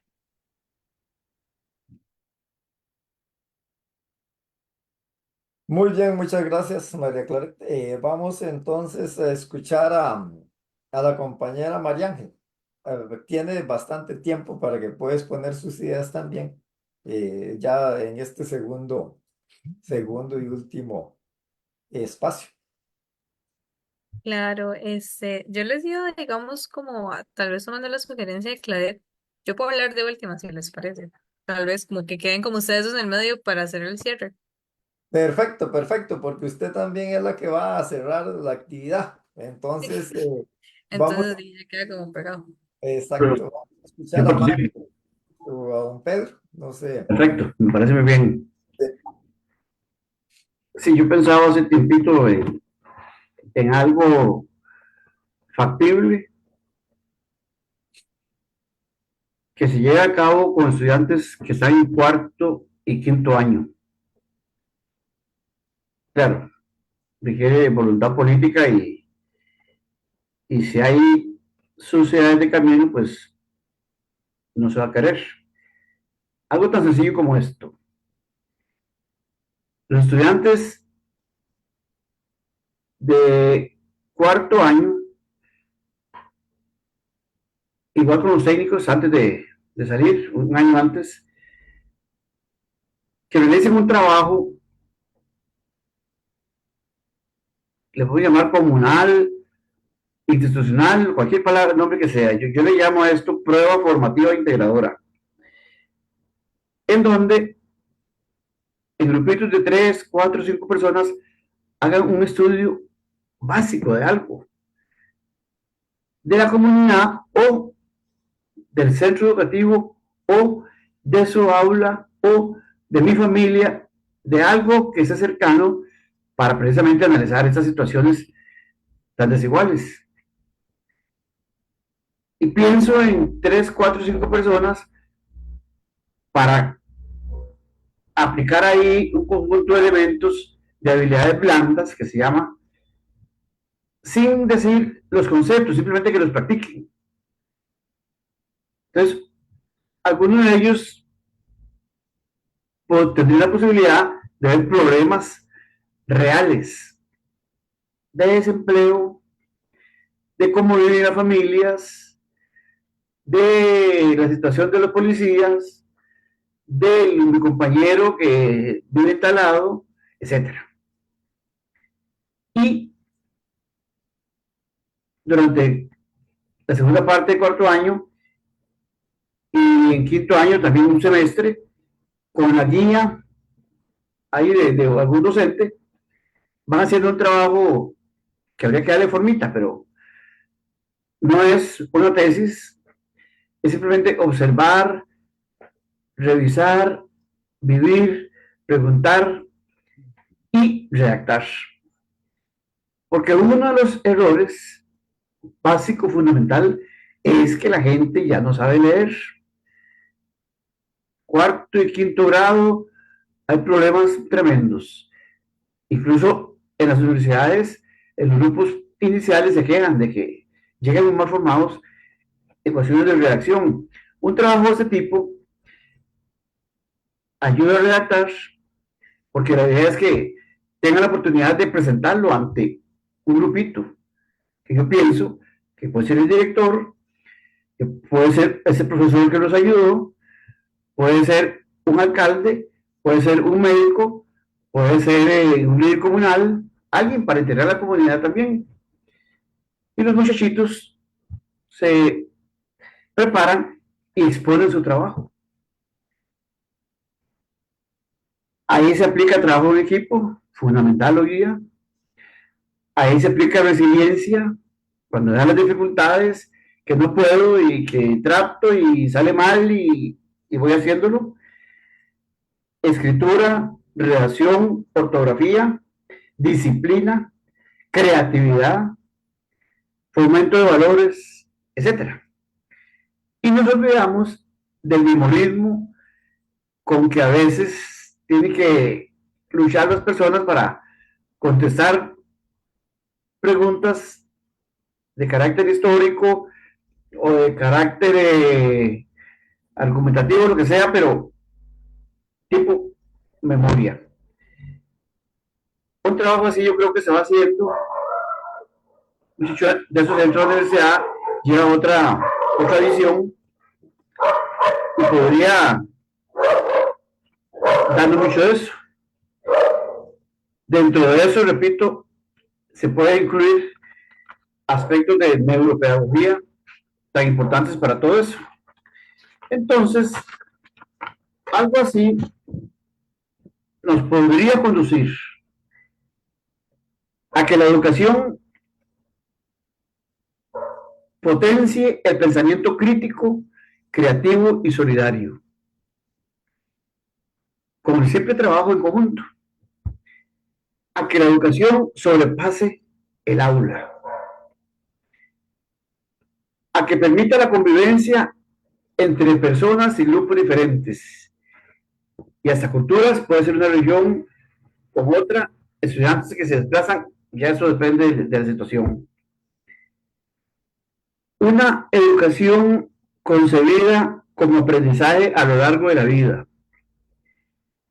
Una educación que utilice todo el potencial que permitan las nuevas tecnologías.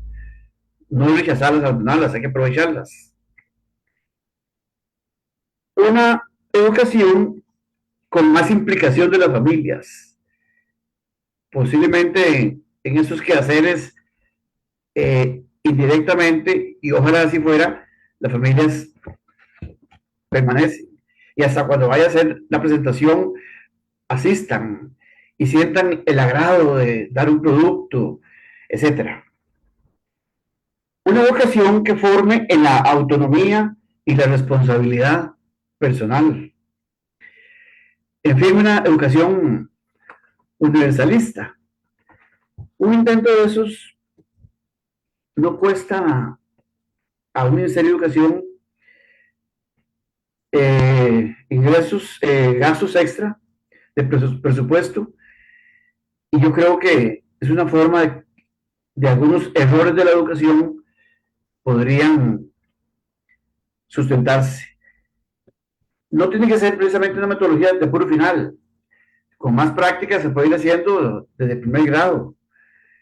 Pero si culminar en algo así, en lugar de exámenes tradicionales, yo creo que sería un buen principio para tratar de bajar un poco estas desigualdades.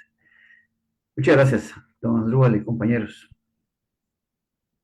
Muy bien, don Pedro, muchas gracias a usted. Más bien, escuchamos a Mario. Bueno, yo me voy a referir como a tres temas ahí, tal vez que Claret, como que mencionó en la exposición de ella. Este, bueno, no la veo ahí, pero bueno, me está escuchando. En el tema, creo que ya lo dije, el por qué ingresan más estudiantes de colegios privados a las universidades públicas en este momento, ¿verdad? En especial hablo de la Universidad de Costa Rica porque la UNED no hace admisión. Y yo le decía que desde CONESUB, desde 1995, que se empiezan a crear las universidades privadas y muy mal, con muy mala formación de profesores, el MEP tuvo que aceptar a todos estos profesores, tuvo que aceptarlos, ¿verdad? Así de malos como eran para que fueran a las aulas. Entonces, al final, los resultados, cuando salen de bachillerato, salen con esas deformaciones en lógica matemática, en lectura, en temas de las ciencias, ¿no?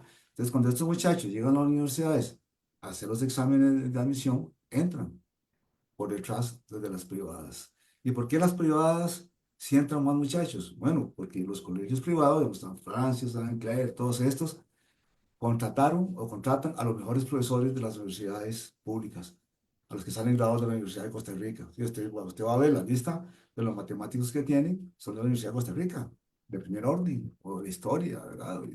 Y el otro. Entonces, todos estos muchachos, y además, la parte bilingüe se la dan muy bien formada. Cuando ellos terminan el bachillerato y van a hacer el examen de admisión a la Universidad de Costa Rica, la mayoría logran ganarlo. Y tal vez, como dice Claret, al final ellos eh, toman las materias de ingenierías, de la medicina, las más importantes. Y los de las públicas, porque ahí están los datos, y yo le dije que porque directamente conozco esto, estos muchachos que entran de las públicas tienen que repetir hasta 3 o 4 veces, por ejemplo, por decir cálculo 1, una materia, ¿verdad? Es tal la deformación con que vienen, y a veces no lo nivelan, que en un promedio, tal vez de grabarse 5 años, lo hacen en 9 o 10 años, ¿verdad? Entonces, ya desde ahí hay unas desigualdades entre lo público y lo privado. Y lo dije al principio, pero con ESUB, ¿quién controla con ESUB? ¿Quién le dice? Y va al colegio y le dice, mire, esta universidad que se armó ahorita ahí mismo, en Desamparados, en un garaje, pone una lista de profesores que a veces ni existen, no son controlados, pasan a los estudiantes como si nada y luego tienen que integrarse al MEP porque por constitución política no les pueden decir que no.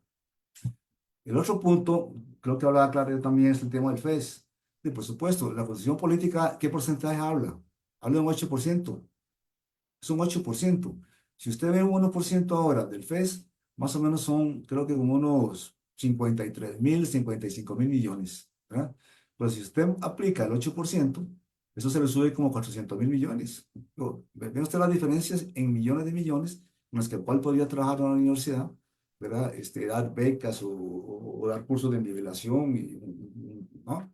Veo que están peleando así, están peleando por lo mínimo y no lo máximo. Por eso es que la lucha tiene que trasladarse a la Asamblea Legislativa porque y ahí creo que un grupo de diputados hace algo. Lo otro es que, claro, que una cosa va con otra. Entonces, estos muchachos de los que trabajamos en colegios difíciles, Pavas y todos estos lados, ¿verdad? ¿Qué proyecto tienen estos jóvenes en la escuela si no es el narco? ¿Verdad? Que es el trabajo más rápido que hay, no hay que tener títulos, ¿verdad? No hay que pagar impuestos. Y usted, un joven de 18 o 20 años, ya tiene la plata necesaria para ir a un mall a comprarse lo que quiera, ¿verdad? Claro, el título que tiene es que a los 30 años pueden estar muertos, ¿verdad? Pero sí hay hay un caudal, una sopa aquí enorme de narco con los jóvenes que están en esa educación. Y súmele esto, más o menos el 40% de los hogares son mujeres solas, que están al frente de los hogares. Las mujeres que están al frente de los hogares y que tienen que ir a trabajar en una fábrica o una casa, lo que fuera, y esos hijos quedan ahí solos muchas veces en los barrios, ¿verdad? Y usted ve que la criminalidad en ese sentido no ha parado. Vamos por 500, fueron 1.000 y vamos a llegar a los mismos 1.000, ¿verdad? Y a veces no se trata de poner más policías y esto y lo otro, sino que si no arreglamos, digámosle, estamos hablando de educación, si no arreglamos la educación, ¿verdad? De competencias para que los muchachos, digámosle, puedan realmente salir. Antes con un bachillerato usted trabajaba en un banco, una vez, ¿verdad? Ahora no. Ahora, si acaso da como para ser un oficial de policía ahí en un condominio, ¿verdad? Entonces, yo pienso que la parte de la educación es una cosa sistémica, llamémosle, complicada, y termino diciendo que es solo de solución política. O sea, yo no puedo decirle a la Müller, tocarle la puerta, arreglame esto, ¿verdad? Tiene que ser de un plan, digámosle, político, como lo tuvo Finlandia, como lo tuvo Cuba, como lo tiene Singapur, como lo tiene otros países, qué sé yo, ¿verdad? Que de pronto dicen, nos unimos por este plan, digámosle, educativo desde las políticas públicas. Y ahí también. Muy bien, Mario, muchas gracias. Voy a referirme brevemente yo a comentarios. Recordemos que yo no soy panelista, ahora estoy más bien aquí como coordinador, como hace Panga No, no, en las actividades, porque y la que está al mando de todo es la compañera María Ángel, entonces, y que a la vez es panelista también. Sin embargo, como es un tema muy bonito y me gusta mucho, entonces hago algunos comentarios. Bueno, como viendo toda la problemática social que actualmente hay en Costa Rica y es un problema a nivel mundial, ¿verdad? No solamente a nivel nacional, más bien incluso si uno se pone a hacer algunos análisis de El Salvador, de Guatemala, de Honduras, Colombia, etcétera, Ecuador, Perú, Costa Rica más bien tiene un nivel aceptable socialmente con estos otros países, México incluso. Sin embargo, vamos ya hacia esas situaciones que están viviendo esos países. Entonces, yo veo que esto es como una especie, un gran mecate lleno de nudos, y en donde uno de esos nudos es la educación, ¿verdad? Desgraciadamente, la educación está metida dentro de un proceso delictivo, económico, político, social, etcétera, etcétera, y se manifiesta o repercute en la educación toda esta problemática social. Quienes ya tenemos años de vida y nos criamos en otro tipo de educación, jamás se observaba lo que uno observa actualmente, ¿verdad? Incluso yo recuerdo que antes, cuando yo entré a la Universidad de Costa Rica, y todos conocen a don Helio Gallardo, ¿verdad? Don Helio, claro, el ¿no? profesor de filosofía. Muy bueno. Él decía, cuando eso no habían ni sicarios, ni habían asaltos, bajonazos en los carros, eran a mediados de los 90, finales de los 80, y don Elio decía, como a esta situación seguramente lo que está pasando en Colombia, que hay asaltos, bajonazos, lo van a vivir aquí en Costa Rica. Van a venir sicarios a matar. Ya estamos en esa situación, ¿verdad? Incluso yo una vez junto a mi esposa nos dieron un bajonazo. Tuvimos que bajarnos del carro con las manos alzadas porque a mí me tenía como chofer un enorme revólver puesto en la cabeza. Tuve que bajarme rápido y mi esposa también. Entonces hemos vivido esas situaciones, asaltos, todo. Y incluso en otros países hay alumnos que han matado a profesores. Digamos, en otros países se ha dado, en Estados Unidos. Yo una vez dije a los estudiantes, vea, va a llegar el momento que aquí en nuestro país un estudiante va a matar a un profesor o va a matar, digamos, a un compañerito. Y se dio con un colegio privado en Heredia. Recuerdan ustedes que el estudiante sacó el revólver y le metió el balazo a la directora, ¿verdad? Y eso fue un hecho aislado, pero que no vamos, digamos, muy largo, que puede seguirse dando en nuestra sociedad digamos, los sicarios. Que un hijo pierda un curso y le mande un narcotraficante a decir al maestro, pase el curso o verá a lo que se atiende, ¿verdad? Entonces, desgraciadamente son situaciones que se viven en nuestro país que no sabemos hacia dónde vamos, ¿verdad? Porque, como decía Mario, esto es muy complejo. Hay una serie de situaciones alrededor de la educación y no vemos, yo siempre he creído que un buen gobernante con buenos ministros, con buenos miembros en el gabinete pueden ir arreglando esta situación. Lo que pasa es que los gobiernos que llegan a este país tienen otros intereses. Esa es la verdad. Yo siempre he dicho que gobernar un país es como un padre de familia. Si el padre de familia no educa bien o no forma bien a sus hijos, lo que tiene son hijos que delincuentes, agresivos, violentos. Un gobernante debe ser como un padre de familia, tratar de construir una sociedad más humana, digamos, con más valores, más comprometida, etcétera, etcétera. Muy bien, ese es el pequeño comentario para que la compañera María Ángel, entonces, no sé si usted ahora, María Ángel, quiere darle algún compañero o compañera, entonces también lo puede hacer. De aquí en adelante, entonces, usted hace su aporte y Claro, si les parece como faltando 5 minutos, podemos dar como tal vez algunas reflexiones, como del tema. Bueno, agradecer a Claret que ahorita se retiró porque se están dando bloqueos de calles, dada la noticia, ¿verdad? De hoy, de que pues el PES va a pasar a asamblea.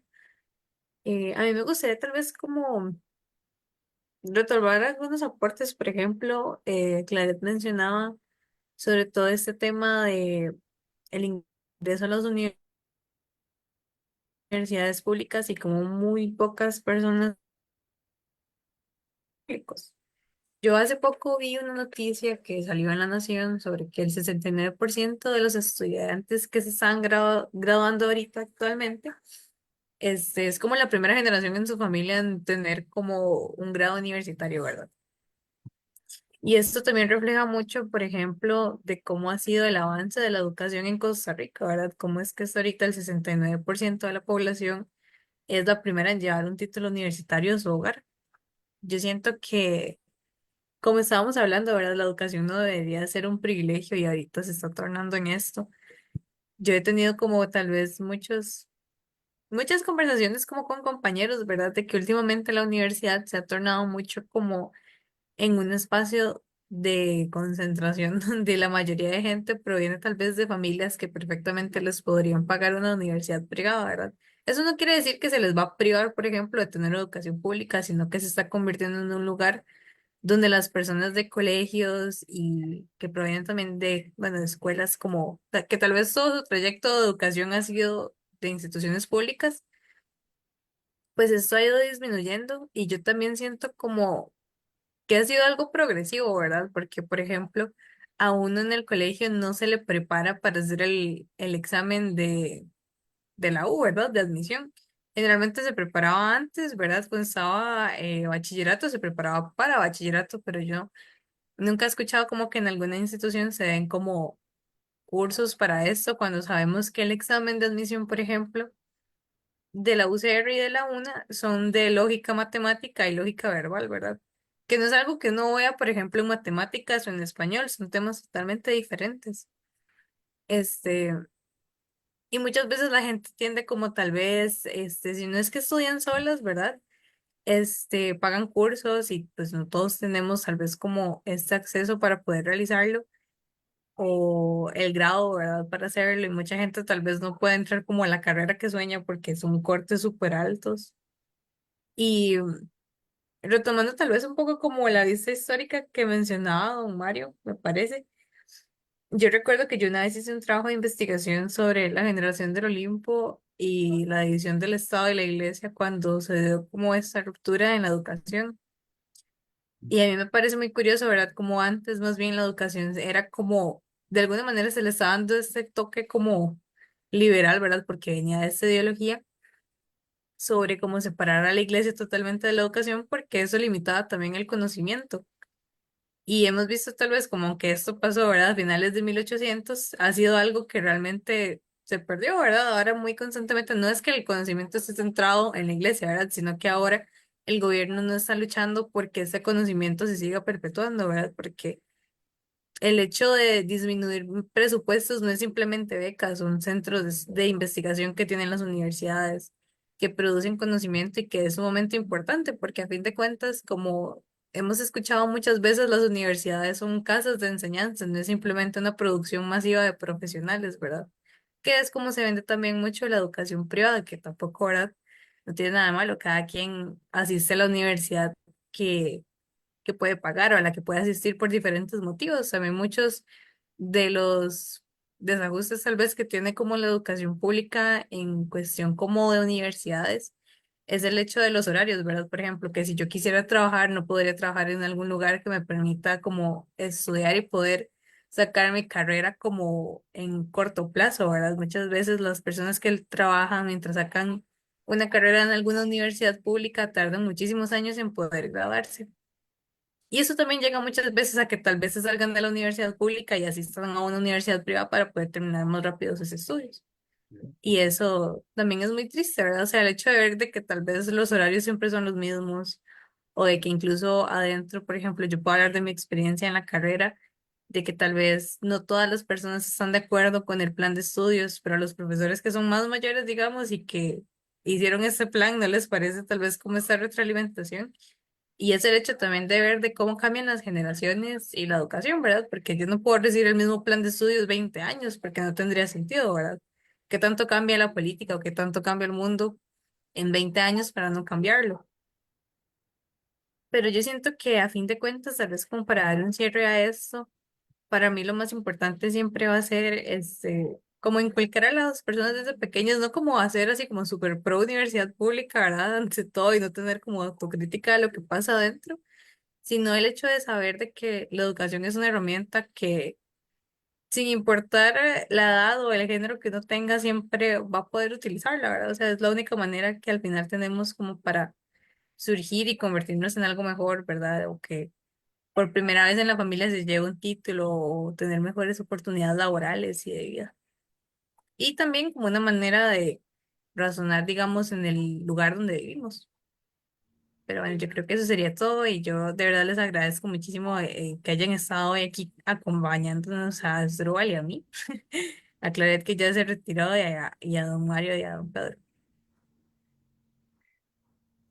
Sí, a mí me parece, para cerrar, explicarles brevemente, bueno, pues siempre PANG es el que participará en las actividades, pero el programa Alternativas lo había dividido PANG en varias partes. Al menos nosotros estamos participando en lo que Luis Ángel llama FALE, Filosofía, Artes, Letras y Educación, ¿verdad? Por eso el tema hoy es de educación. Y entonces, un poco coordinando ahí con la compañera María Ángel para conversar hoy sobre esto. Yo creo que tal vez podríamos dar unos 2 minutos a Mario y, y a don, eh, eh, para que nos cierren ya con sus opiniones. Sí, de mi parte, estoy seguro, porque he visto muchos casos, de que cuando hay pobreza en una familia y alguien logra ir a la universidad y graduarse, ahí se solucionan muchos problemas de ese tipo. Tanto su familia, pero especialmente en la familia de ese que se gradúa, que se va a casar, va a tener sus hijos y ya van a ser otra condición, cuando hay conciencia, ¿verdad? Social y todo normal. Así que cada persona pobre que logre entrar y grabarse es un alivio para, para la sociedad y sus hijos serán profesionales luego como un árbol que se abre a partir de una posibilidad de alguien que hizo mucho esfuerzo y lo logró.